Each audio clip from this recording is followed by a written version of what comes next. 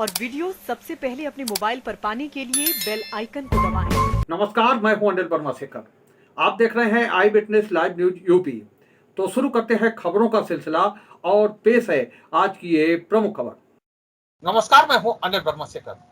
आई witness news के इस चर्चित शो देख बुलेटिन में आपका स्वागत है।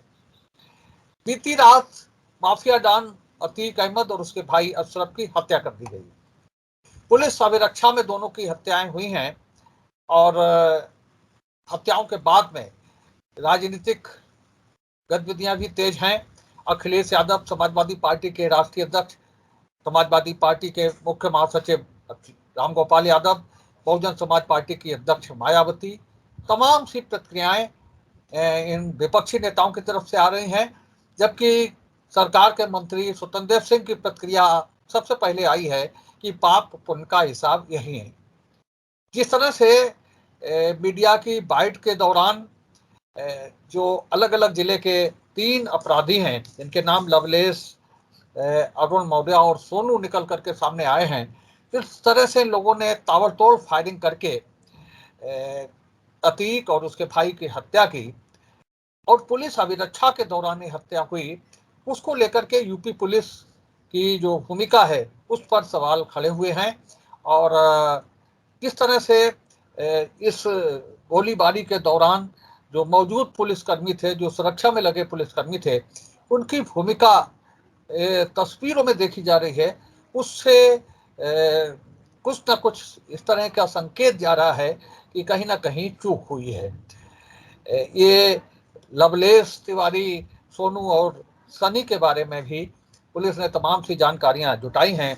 लवलेश बजरंग दल का जिला सह रक्षा प्रमुख है और इसकी फेसबुक प्रोफाइल से देखने को मिला है कि ये लंकेश का भी भक्त है, रावण का भी भक्त है और उसने लिख रखा है, जय दादा परशुराम जय लंकेश, हम शास्त्र वाले ब्राह्मण नहीं शस्त्र वाले ब्राह्मण हैं। तो इस तरह से जो दोनों अन्य अपराधी हैं, दोनों शूटर हैं, उनके बारे में भी जानकारी मिली है। खासतौर से जो पुलिस की भूमिका है, पुलिस की भूमिका पर ही सवाल पूरी तरह से उठ रहे हैं और ये कहा जा रहा है, खासतौर से अखिलेश यादव की तरफ से कहा गया है कि जब पुलिस अभिरक्षा में कोई व्यक्ति सुरक्षित नहीं है तो आम व्यक्ति की सुरक्षा कितना सुरक्षित है, ये आसानी से समझा जा सकता है। तो आज हम रेगुलेटर में इसी पर चर्चा करेंगे। आज चर्चा में हमारे साथ शामिल हैं भारतीय जनता पार्टी की नेता श्वेता दुबे, महिला मोर्चा के उपाध्यक्ष हैं, इसी तरह से भाजपा के नगर अध्यक्ष विकास पांडे और जिला मंत्री अभिषेक बाथम, ये भाजपा का पक्ष रखेंगे। कांग्रेस से वरुण त्रिपाठी हैं, अधिवक्ता कांग्रेस के अध्यक्ष हैं, और विवेक नारायण मिश्रा जी कन्नौज से वरिष्ठ नेता हैं कांग्रेस के, जो कांग्रेस का पक्ष रखेंगे, और समाजवादी पार्टी से राधेश्याम जी। तो शुरुआत करते हैं विवेक नारायण मिश्रा जी से। विवेक जी, जो अभी तक स्थितियां निकल करके सामने आई हैं, जो घटनाक्रम निकल करके सामने आया है, जो तस्वीरों से विश्लेषण किया जा रहा है, उससे क्या लग रहा है इस पूरे राजनीतिक घटनाक्रम को, इस पूरे घटनाक्रम को, जिस तरह से अतीक और उसके भाई की हत्या हुई है, किस तरह से सारा घटनाक्रम परिभाषित हो रहा है? विवेक जी। माफिया अतीक अहमद की जो ये हत्या हुई है, ये घटना आपको अप्रत्याशित जरूर लग सकती है, लेकिन ये किसी को इस पे हैरानी नहीं हुई, क्योंकि ये स्क्रिप्ट तैयार थी और इस स्क्रिप्ट का क्लाइमेक्स यही होना था। वर्तमान सरकार की जिस तरीके से आपने तब काफी चीजें आपने भी स्पष्ट कर दी, तो ये बिल्कुल इसकी स्क्रिप्ट की जो क्लाइमेक्स थी वो इसकी बिल्कुल तय थी इसकी है। तो इस पे किसी को घटना जरूर अप्रत्याशित थी, लेकिन इसकी जो क्लाइमेक्स था वो तय था, तो इस पे किसी को हैरानी नहीं हुई है, यही होना था ये। अब आप देखिए कि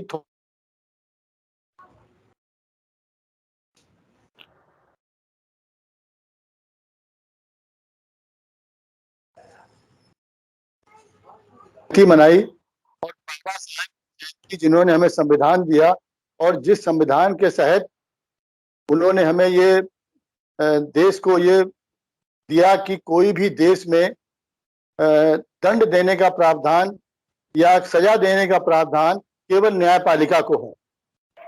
संविधान के अनुसार से कोई अधिकार है, न सरकार को अधिकार है, न किसी व्यक्ति विशेष को है, चाहे कितना पावरफुल हो, कि दंड या सजा देने का अधिकार केवल न्यायपालिका के पास है। ये हमारे संविधान की खूबी है। ये अभी 2 दिन पहले हमने उनका मनाया।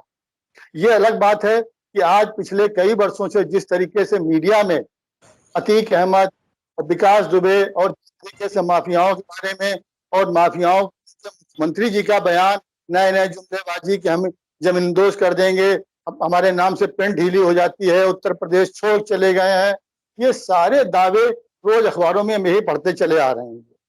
तो आज अब आप थोड़ा सा और बताना चाहूंगा कि 40 साल से उत्तर प्रदेश में कांग्रेस नहीं है। 40 साल से उत्तर प्रदेश में बहुजन समाज पार्टी, समाजवादी पार्टी या जनता पार्टी का शासन है, इनकी सरकारें रही हैं, आपस में गठजोड़ करके रही हैं। बसपा का कभी भाजपा से रहा, कभी भाजपा का सपा से रहा, तो इस तरीके से मिलकर तीनों लोगों ने 40 सालों में सरकार चलाई है। और इन 40 सालों में अगर कोई इस तरह के तत्वों को राजनीतिक संरक्षण बसपा में मान लीजिए मिला, सरकार चली गई, तो सपा में संरक्षण मिला, भले उनका समर्थन भाजपा के साथ था, उन्हें भी कोई गुरेज नहीं था ऐसे लोगों से। तो ये सारा कुछ जो है राजनीतिक संरक्षण में तीनों दलों के चलता रहा और किसी को कोई गुरेज नहीं रहा। और आज जो एक दूसरे पे आरोप प्रत्यारोप लग रहे हैं, ये एक महज तीनों दलों की, बसपा सपा भाजपा की एक नुक्ती लगती है, क्योंकि इन्हीं तीनों दलों ने ऐसे लोगों को बढ़ाया, संरक्षण दिया, जिसकी परिणति आज इस रूप में हुई है ये। और आप आते हैं जो आप है कि जो आज योगी सरकार के दावे रोज हम अखबारों में पढ़ते हैं कि जिस तरीके से माफियाओं को लेके और जिस तरीके से मुख्यमंत्री जी का बयान, तो उससे लगता है कि शायद 75 सालों में पहली बार ऐसा हुआ है कि माफिया कोई हुए हैं। पहले इसके माफिया भी नहीं थे, ना दुर्दांत अपराधी हुए। जिस तरीके से मीडिया ने उनको हाईलाइट किया और जिस तरीके से वर्तमान भाजपा सरकार उनका वो सफाया कर रही है, ये शायद आजादी के बाद पहली बार ऐसा हो रहा है। ये इस तरीके से इसको प्रायोजित किया गया एक वर्ग विशेष को खास संदेश देने के लिए। क्या इसके पहले अपराधी नहीं थे? लेकिन जिस तरीके से मीडिया में वो हाईलाइट होते रहे, उस और जरूरी बातें मीडिया से ध्यान में नहीं कभी आती थी, न जन समस्याओं को लेके, ना और कुछ को लेके। अभी 14 अप्रैल की आप देखिए बात, 14 अप्रैल के दिन केवल माफिया और मुख्यमंत्री का बयान या विकास दुबे, अतीक अहमद की बात, लेकिन इसी 14 अप्रैल को हमारे देश के महान गणितज्ञ आर्यभट्ट जी का भी जयंती थी। लेकिन आपने कहीं देखा मीडिया को? नहीं। मीडिया तो केवल अतीक अहमद, विकास दुबे और इन्हीं की गाथाओं में लगा रहता है। उसे न जन समस्या का मतलब है कि सरकार ने 5 किलो की पैकिंग पे 5% जीएसटी आटे पे लगा दिया और 25 किलो की पैकिंग पे जीएसटी फ्री कर दिया सरकार ने।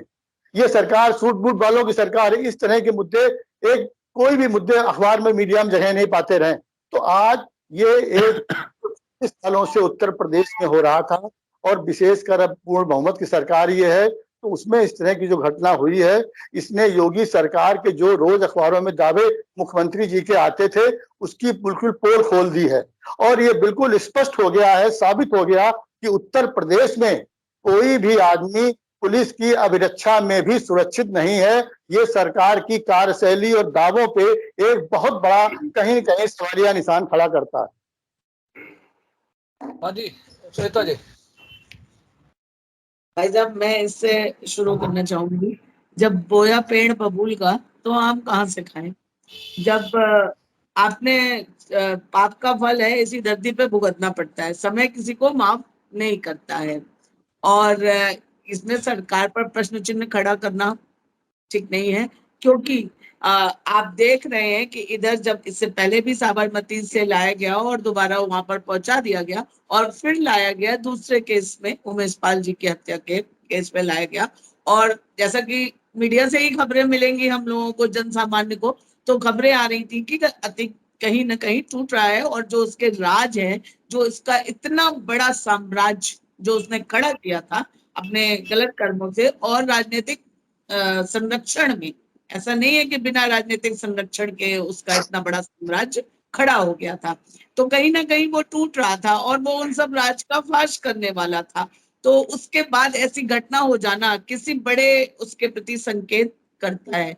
और आपने जिसने लास्ट बाइट देखी होगी, जो आखिरी शब्द उसके मुंह से निकले हैं कि मेन बात ये है गुड्डू मुस्लिम, उसके बाद तुरंत उसकी कनपटी पे गोली मार दी गई। वो कुछ मीडिया को बताना चाह रहा था, और कुछ लोग ऐसे हैं जो नहीं चाहते हैं कि ये राज खुले। और रही बात, जैसा कि कहा वो जय श्री राम बोले और बजरंग दल, मैं इसके उसमें कहना चाहूंगी कि गोली मारने के बाद जय श्री राम बोलना बिल्कुल वैसा ही है जैसा कि कसाब अपने हाथ में कलावा बांध के आया था। ये सब एक प्लान था, प्लांटेड था। ऐसा नहीं है कि वो जय श्री राम बोलना तो वो कोई बजरंग दल के ही थे, या कुछ ऐसा प्रिटेंड करना, कुछ ऐसा दिखाना कि हम उसको इस, देखिए अपराधी किसी भी जाति धर्म के नहीं होते हैं। विकास दुबे ने जब अपराध की दुनिया में कदम रखा था तो सबसे पहले ब्राह्मण व्यक्ति को ही गोली मारी थी, और यही किस्सा अतीक अहमद के भी साथ था।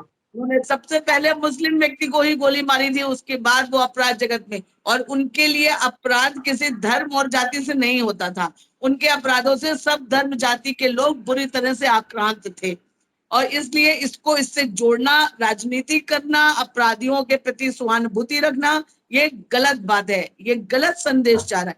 जो चूक हुई है तो एक व्यक्ति के रूप में किसी की हत्या हो जाना एक गलत बात है, लेकिन उनको महिमा मंडित करना या कि उनके संग कुछ गलत किया जा रहा था, ऐसा नहीं है, और नहीं ये होना भी नहीं चाहिए। नहीं तो ये गलत नजीर जनता के सामने जा रही है।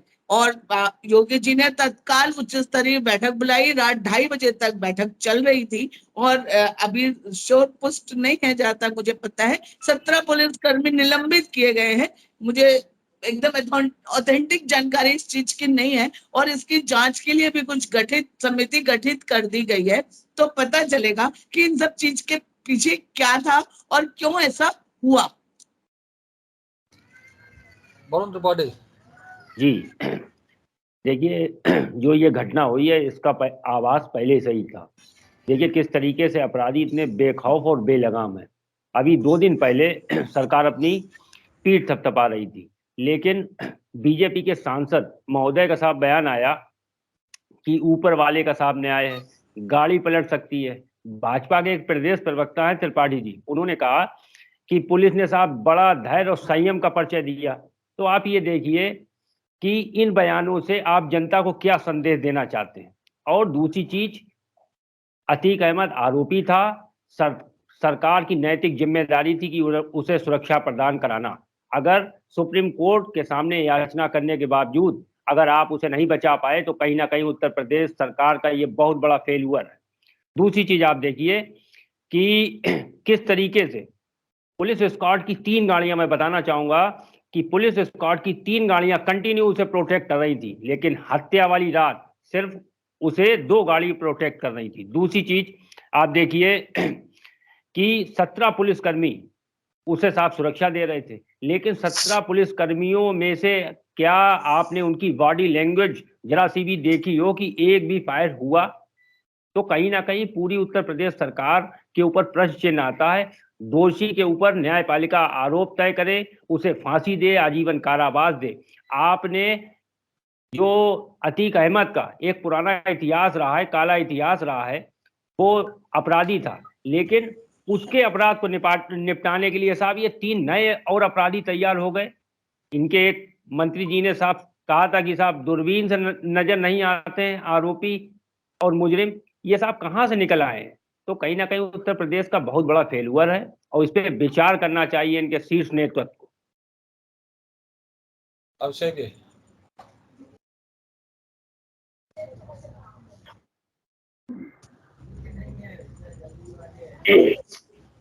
देखिए भाई साहब, जैसा कि कहा है कि अतीक अहमद और अशरफ, ये 2 आतंकी समझ लीजिए, दहशतगर्द समझ लीजिए, और गीता में भी कहा गया जैसा आप करेंगे स्वयं वैसा ही आपके साथ होगा। जिन लोगों को बंदूक से प्रेम था उनकी मृत्यु भी बंदूक से ही हुई। अब Samajwadi party, Bahujan Samaj party, Bharatiya Janata party के ऊपर बहुत आसानी से आरोप लगा रहे हैं। साहब, अतीक अहमद को अतीक अहमद बनाने वाला कौन है? कांग्रेस के लोग भी बैठे हैं, समाजवादी पार्टी के लोग भी बैठे हैं, क्या इन लोगों ने संरक्षण देने का काम नहीं किया? अतीक अहमद जी, आज आप कह रहे हैं कि जो है न्यायपालिका है, न्यायपालिका साहब उस दिन भी थी जब उमेश वो राजू पाल एक विधायक थे और उनके साथ जब एक गोली मारने के बाद उनको भर्ती नहीं करनी जब तक उनको मृत्यु ना हो जाए। न्यायपालिका साहब उस दिन भी थी और न्यायपालिका उस दिन भी थी जिस दिन उमेश पाल की किडनैपिंग की जाती है। न्यायपालिका साहब उस दिन भी थी जिस दिन उमेश पाल की हत्या होती है। आप काहे को आरोपियों को संरक्षण देने का काम करते हैं? इतना सच्चा के लालच में मत पड़िए और इतनी तुष्टीकरण की राजनीति मत करिए। मेरा विपक्षी दलों को ये जो है सुझाव है कि आप तुष्टीकरण की राजनीति से बाहर आके देखिए। हम न्यायपालिका पे ही भरोसा करने वाले लोग हैं। भारतीय जनता पार्टी का ही नेता और कार्यकर्ता न्यायपालिका पर भरोसा करता है। आपके लोग तो साहब पाकिस्तान से आतंकियों को बुलाकर मुंबई के अंदर 26/11 के दंगे भी कराते थे। आपकी सोनिया जी जो है विधवा विलाप किया करती थी। जेएनयू के अंदर नारे लगाए जाते थे, अफजल हम शर्मिंदा है। चलिए ठीक, राधे श्याम जी। इन लोगों को मना करते हैं। उनसे विश्वास करती है और अगर इस टाइप के कृत्य और भी माफिया करेंगे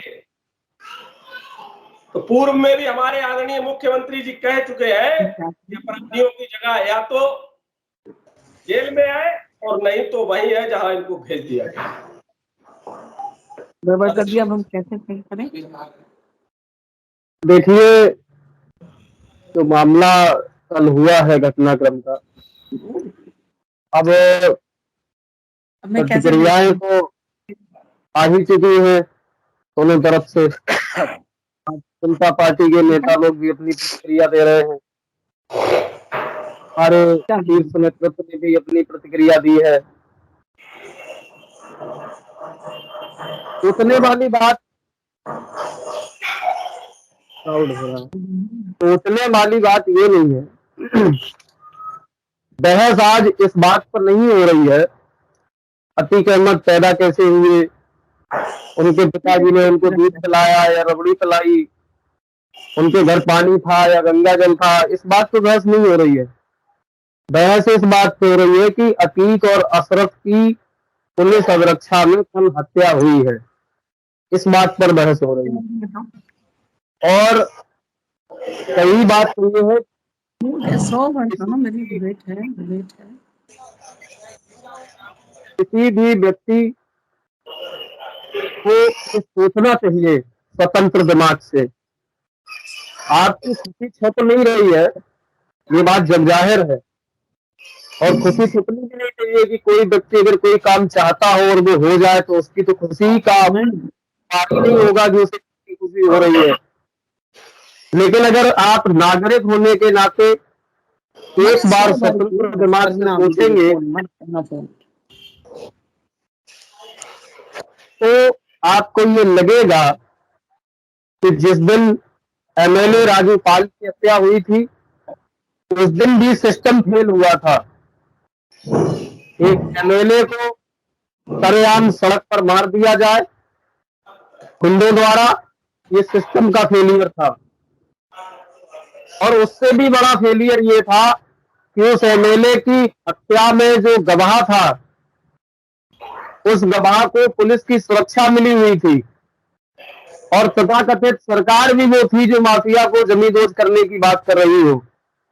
6 साल से बुलडोजर भी चल रहा था, वो माफिया उसके सारे परिजन जेल में थे और उसके बावजूद सड़क के बीचों बीच बैठे आ रहे हैं दिन दहाड़े उस गवाह को सरकार सुरक्षा न दे पाए और उसको मार दिया जाए, ये सिस्टम का उससे भी बड़ा फेलियर साबित होता है। तो उसके बाद में जो कल हत्या हुई है अतीक और अशरफ की, ऐसा नहीं है कि इसे आप ये कह दे कि जैसा पेड़ बोओगे वैसे ही फल मिलेंगे, जैसा करोगे, ये सब कहने से साबित नहीं हो जाएगा कुछ। ये भी सिस्टम का फेलियर है, इसको भी आपको स्वीकार करने पड़ेगा कि ये सिस्टम का फेलियर है। क्या बात आप कर रहे हैं, सिस्टम का फेलियर नहीं है। और उसके बाद हत्या कितनी पास से हुई, कितनी सुरक्षा थी वहां, कितनी मीडिया थी, 15 सेकंड में 20 गोलियां चली। 3 दिन पहले ही अभी इलाहाबाद में कुछ उद्योगपतियों के यहाँ ईडी की रेड पड़ी, उसमें भी हुए थे कि किससे किससे संबंध थे, किससे संबंध थे।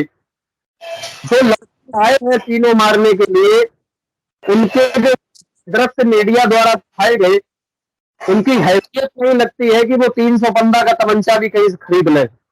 उनके पास उसी पिस्टल मिली है जो कि 18 राउंड फायर वाली है, जो बहुत आसान मिलती नहीं है लोगों को। और अतीक अहमद एक अपराधी थे, माफिया थे, ये बात सही है।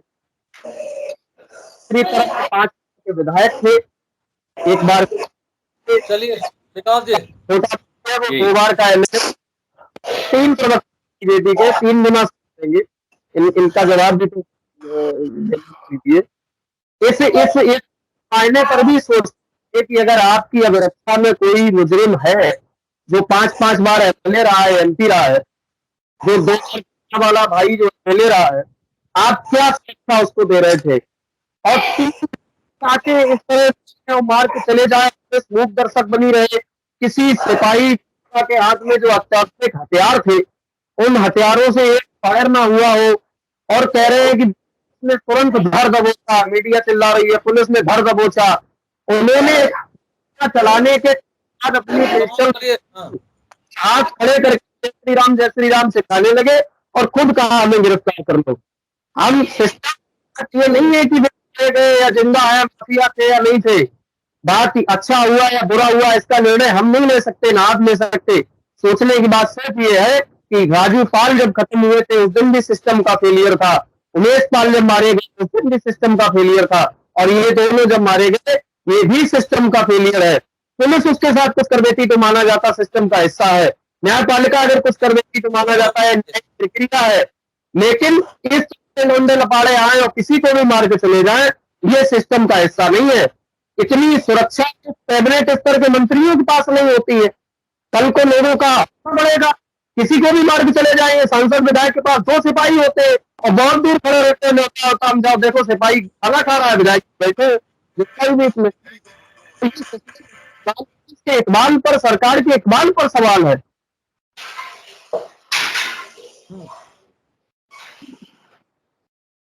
मुझे बोलना है? हाँ बोलिए। बहुत बहुत धन्यवाद।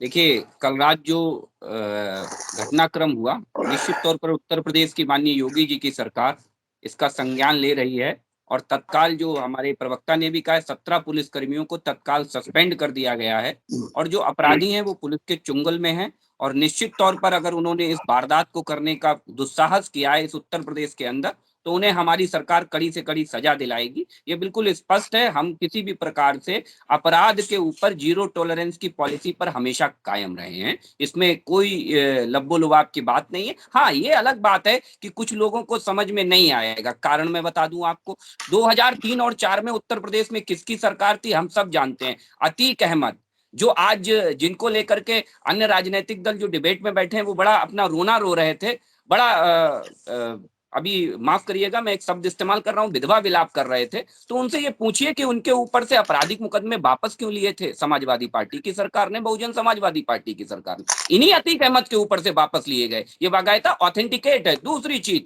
माननीय मुख्यमंत्री, जब उत्तर प्रदेश का एक मुख्यमंत्री एक माफिया के कुत्ते से जब हाथ मिलाता है, तो मुझे लगता है कि ये पूरा उत्तर प्रदेश उस दिन शर्मसार हो जाता है। ये पूरा उत्तर प्रदेश उस दिन शर्मसार हो जाता है कि जब बहन मायावती के ऊपर गेस्ट हाउस में हमला कराने के लिए एक विशेष पार्टी के लोग अतीक अहमद का सहयोग लेते हैं। तब उत्तर प्रदेश में अतीक अहमद को पालने वाले और बढ़ाने वालों को शर्म नहीं आई।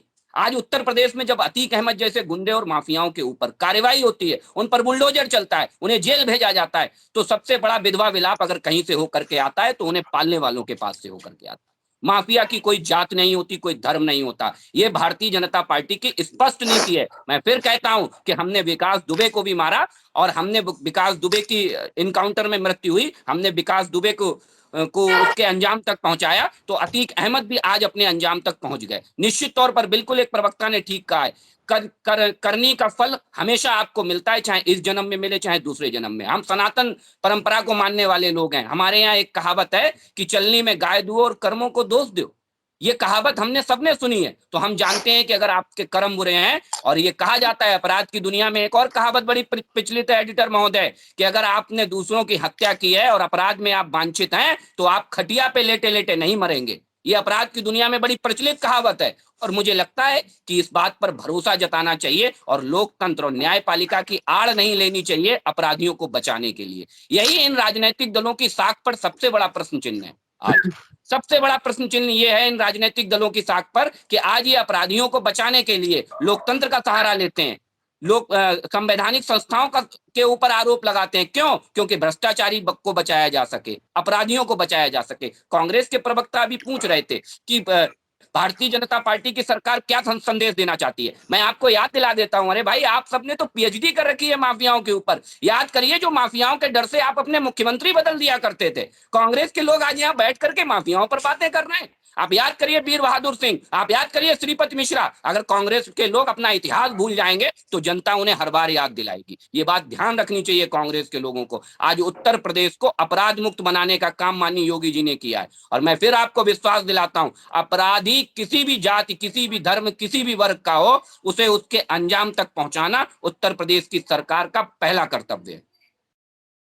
हाँ जी, देखिए, इतने इतने बड़े दावे करे गए कि हाँ। हमारी भाजपा की टॉलरेंस नीति का है और क्या क्या, बहुत अच्छे अच्छे भाषण हुए, बहुत अच्छी अच्छी बातें करी, लेकिन एक इम्पॉर्टेंट विषय है तो सबको मौका मिलना चाहिए। तो उसका सिर्फ एक ही में सवाल हमारा खड़ा होता है कि इतने सब दावे आपने किए, रोज अखबारों में पूरी जनता पढ़ रही है कि क्या क्या होगा माफियाओं के संग और क्या क्या हमने किया।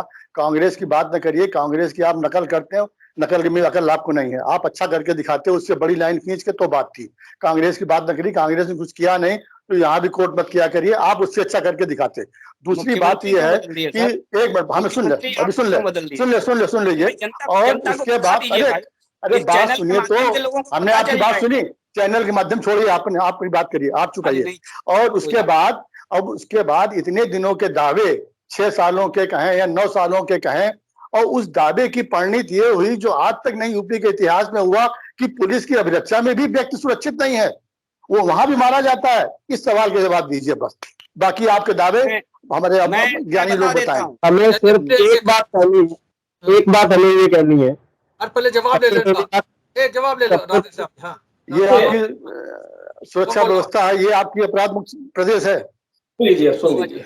2017 में जब हमें उत्तर प्रदेश में सरकार मिली थी, तो उत्तर प्रदेश में दंगा और कब्जा एक प्रथा हुआ करती थी। आज इस उत्तर प्रदेश को दंगा और कब्जा से मुक्ति मिली है। हाँ, ये बात अलग की है कि अब आज माफिया खुले नहीं घूम सकते, माफिया सुरक्षित नहीं घूम सकते। इतनी हमारी गलती है, हमारी सरकार की गलती है। हाँ, आम आदमी अलबत्ता जरूर सुकून से घूम सकता है, वरना विवेक नारायण जी कन्नौज से आते हैं, रात 8 बजे के बाद तिरवा क्रॉसिंग से बाहर नहीं निकलते थे आप इसी समाजवादी पार्टी की सरकार में। जरा याद करिए, आज पुलिस की कस्टडी में आदमी सुरक्षित नहीं है, पुलिस की कस्टडी में सुरक्षित नहीं, उसका जवाब दीजिए, आपके उसका जवाब दीजिए। प्रधानमंत्री सुरक्षित नहीं था 1984 में, श्रीमती इंदिरा गांधी के ऊपर गोलियां चली थी, पुलिस की कस्टडी में आप ही का राज था, आप ही की प्रधानमंत्री सुरक्षित नहीं थी। लेकिन हमने ऐसे ऐसे हत्या नहीं करवाई, उन्होंने इंदिरा जी को मारा था, उनकी इस तरह नहीं हत्या कराई और न जस्टिफाई किया कि उसकी किसी अपराधी की जो अंत जो है खटिया भी नहीं होता है।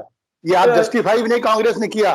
कांग्रेस ने न्याय को काम करने दिया, चाहे इंदिरा गांधी की बात हो चाहे राजीव जी की बात हो। हमने न्यायपालिका भरोसा किया, न्याय को हमने अपने हाथ में नहीं लिया। ये फर्क है हमारे भाजपा में, कांग्रेस भाजपा में। लेकिन दिक्कत क्या है कि 1989 में पहली हत्या करने के बाद अतीक अहमद पहली बार किसी केस में सजा मिली है, तो वो उमेश पाल के अपहरण में सजा मिली है। और इस बीच उत्तर प्रदेश के अंदर कांग्रेस, सपा और बसपा सबकी सरकारें नहीं, लेकिन आज तक अतीक अहमद को कभी सजा नहीं मिली। और सजा कब मिली आकर के? जब इस उत्तर प्रदेश में माननीय योगी जी की, माननीय भारतीय जनता पार्टी की सरकार आई। ये काला कलंक है आप सबके ऊपर, जिसे आप कैसे धोएंगे ये आप चिंता करिए कि उत्तर प्रदेश में माफिया संस्कृति को आपने बढ़ा करके और पाल पोस के बड़ा किया। आज उस बढ़ी हुई माफिया संस्कृति को हम जड़ से खत्म करने आए हैं। सपा तो देखिए, पुराने सहयोगी उत्तर आपके हैं, एक- उनके साथ भाई आपने साहब, कहा था कि सपा के भाई बाद कोई लोकतांत्रिक पार्टी नहीं है उत्तर प्रदेश में, और उत्तर प्रदेश की सरकार नहीं बन सकती है बगैर सपा के। ये भी कहा, भाजपा ने कहा था और सरकार बनाई थी। उनके संग गलबलैया थे। जो आपके संग आ गया वो अच्छा है, जो आपसे हट गया वो खराब हो की गया। सूची आप जो उतने गुनहगार हैं उतने, अगर एक सपा है तो बात आप भी हैं उतने ही। दिए थे सर, बता अपराधियों की दीजिए ना, सूची, कीर्ति मिश्रा और टॉप वीर बहादुर 10 को बीच में कुर्सी काहे छुड़वा दी थी अरे आपने? सुनिए, टॉप 10 कीर्ति मिश्रा और वीर बहादुर अपराधियों को की सूची एक जान सरकार में सुन कैसे लीजिए हटाया था? टॉप सुन 10 लीजिए टॉप 10 अपराधियों की सूची सार्वजनिक नहीं कर पा रही है। और दूसरी चीज, आप कह रहे हैं आप देखिए कि किस तरीके के आप दूसरे के ऊपर आरोप लगाते हैं। वर्तमान सरकार आपकी है, नैतिक जिम्मेदारी आपकी बनती है। अगर कोर्ट ने फैसला दिया, अगर आरोपी है तो हम किस व्यक्ति ने ये बात कही इस डिबेट में, जो भी अपोजिशन में बैठा है, कि साहब ऐसे व्यक्ति की हम लोग वकालत नहीं करते, लेकिन नैतिक जिम्मेदारी उत्तर प्रदेश सरकार की बनती है। अगर आरोपी है तो सुरक्षा देना उत्तर प्रदेश सरकार की नैतिक जिम्मेदारी है। आप लोग इन फर्जी हम लोग बातों से कसाब की तरह बच नहीं बिरयानी नहीं सकते। खिला पाएंगे भाई साहब। देख, आपका सुन लीजिए मेरा छोटा सा प्रश्न है एडिटर महोदय आपसे।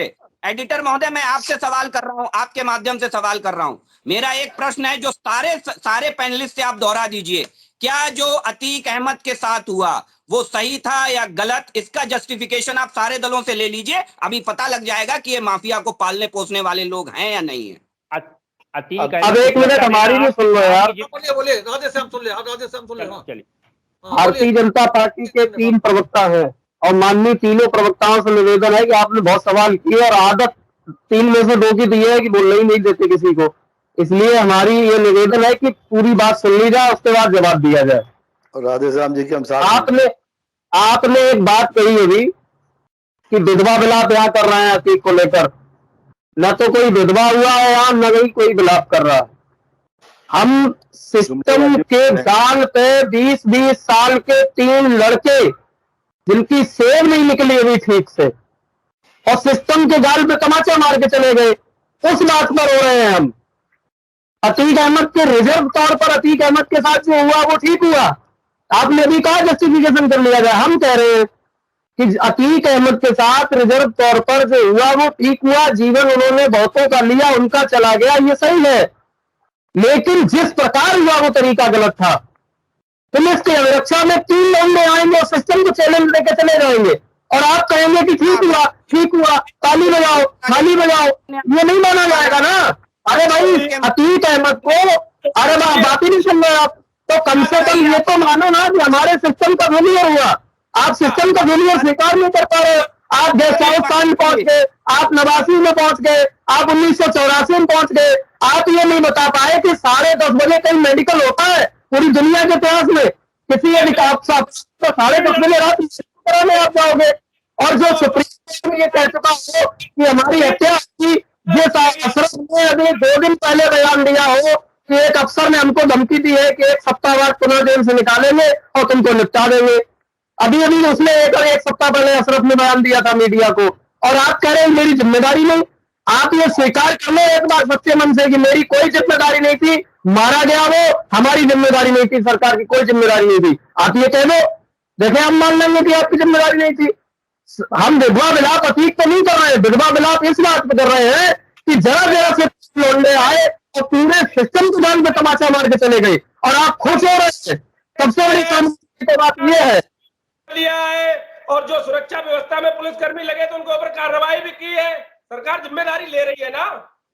अरे आपने क्या दिलीपा प्रति आप करेंगे क्या कार्रवाई देना पुलिस विभाग में? आप सरकार उनको प्रयागराज घुमाने नहीं ले जाया गया है। नरेश पाल जी की हत्या में जो हथियार प्रयुक्त हुए थे उनकी खोज के लिए उनको जंगल ले जाया गया था, और उन्होंने तमाम अत्याधुनिक हथियारों की जानकारी दी, और उससे वापस लौटने में जैसा कि कोर्ट का निर्देश है कि उसके मेडिकल के बाद ही उनको अभिरक्षा में ले जाया जाता, इसलिए उनको ले जाया गया था।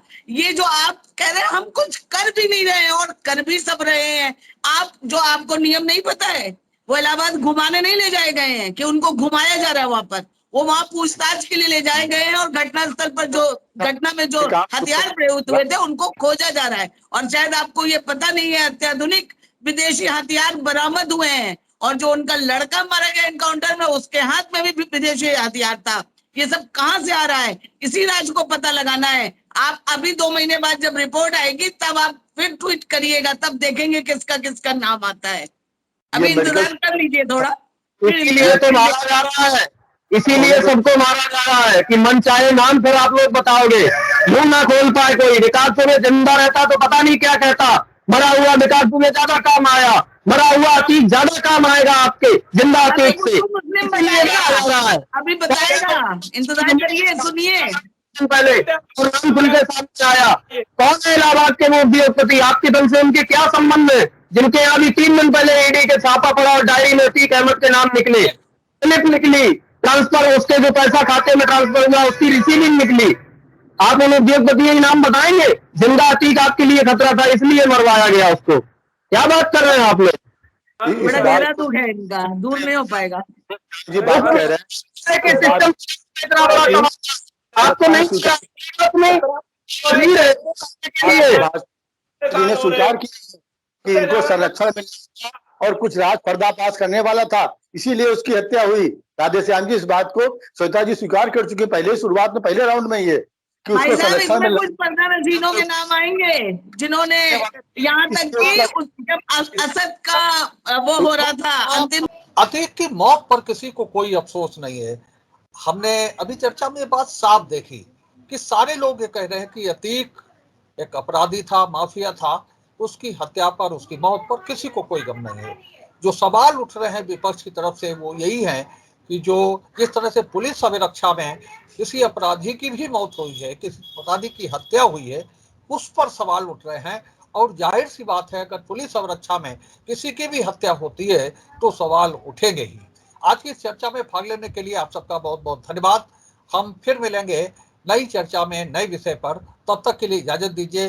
नमस्कार। उम्मीद है आपको हमारी ये खबर पसंद आई होगी। आप इसे लाइक करें, अपने दोस्तों के साथ शेयर करें और कमेंट करके अपनी प्रतिक्रिया बताएं। अगर आप पहली बार हमारे चैनल से जुड़ रहे हैं तो चैनल को सब्सक्राइब करना ना भूलें। यही निवेदन आपसे है।